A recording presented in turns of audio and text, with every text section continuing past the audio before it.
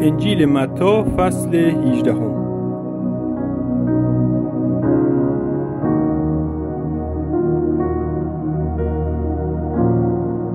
در همان ساعت شاگردان نزد عیسی آمده گفتند: چه کس در ملکوت آسمان بزرگتر است؟ آنگاه عیسی طفلی طلب نموده در میان ایشان برپا داشت و گفت: هر آینه به شما میگویم تا بازگشت نکنید و مثل طفل کوچک نشوید، هرگز داخل ملکوت آسمان نخواهید شد. پس هر که مثل این بچه کوچک خود را فروتن سازد، همان در ملکوت آسمان بزرگتر است.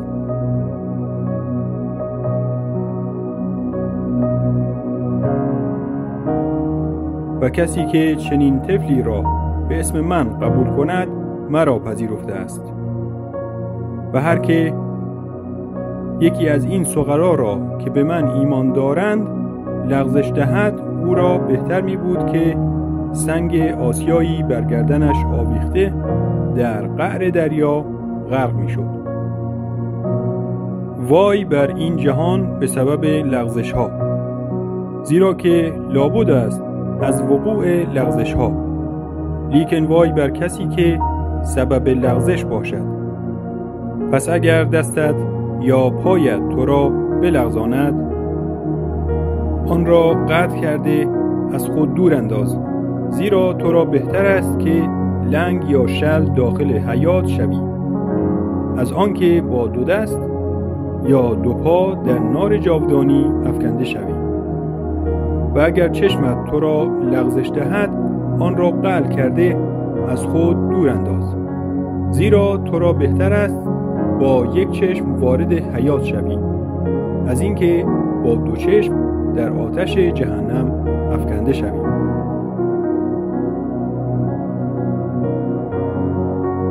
زنهار یکی از این صغرا را حقیر مشمارید، زیرا شما را میگویم که ملائکه ایشان دائما در آسمان روی پدر مرا که در آسمان است میبینند.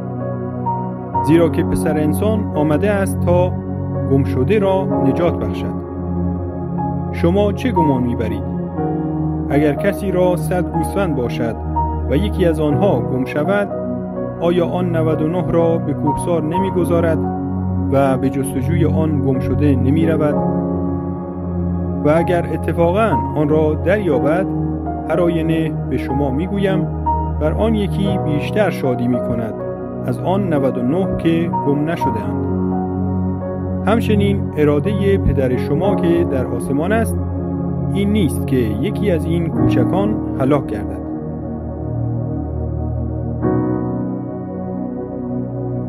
و اگر برادرت به تو گناه کرده باشد، برو و او را میان خود و او در خلوت الزام کن.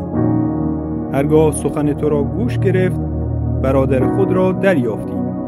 و اگر نشنود، 1 یا 2 نفر دیگر با خود بردار تا از زبان 2 یا 3 شاهد هر سخنی ثابت شود.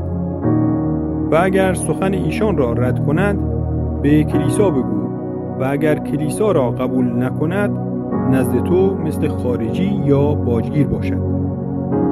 هر آینه به شما میگویم آنچه بر زمین ببندید در آسمان بسته شده باشد، و آنچه بر زمین گشایید در آسمان گشوده شده باشد.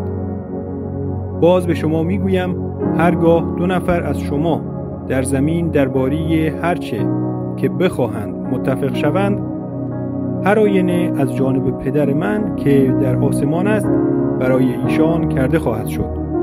زیرا جایی که 2 یا 3 نفر به اسم من جمع شوند، آنجا در میان ایشان حاضرم. آنگاه پتروس نزد او آمده گفت: خداوندا، چند مرتبه برادر من به من خطا ورزد میباید او را آمرزید؟ آیا تا 7 مرتبه؟ عیسی بدو گفت: تو را نمیگویم تا 7 مرتبه، بلکه تا 77 مرتبه. از آن جهت ملکوت آسمان پادشاهی را ماند که با غلامان خود اراده محاسبه داشت و چون شروع به حساب نمود شخصی را نزد او آوردند که 10,000 قنطار به او بدهکار بود و چون چیزی نداشت که ادا نماید، آقایش امر کرد که او را با زن و فرزندان و تمام مایملک او فروخته طلب را وصول کنند. پس آن غلام رو به زمین نهاده او را پرستش نمود و گفت: ای آقا، مرا مهلت ده تا همه را به تو ادا کنم. آنگاه آقای آن غلام بر وی ترحم نموده او را رها کرد و قرض او را بخشید.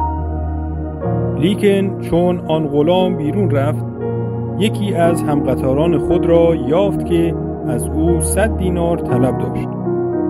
او را بگرفت و گلویش را فشرده گفت: طلب مرا ادا کن.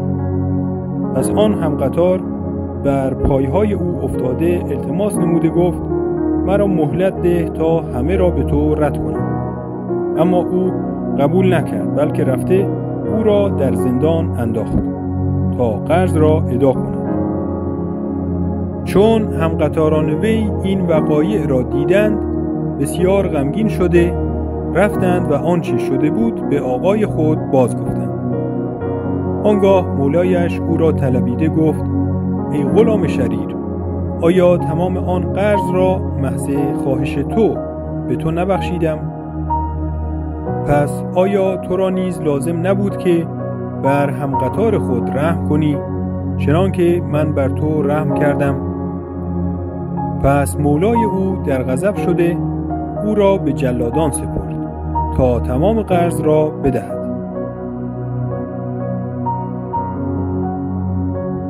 به همین طور پدر آسمانی من نیز با شما عمل خواهد نمود اگر هر یکی از شما برادر خود را از دل نبخشد.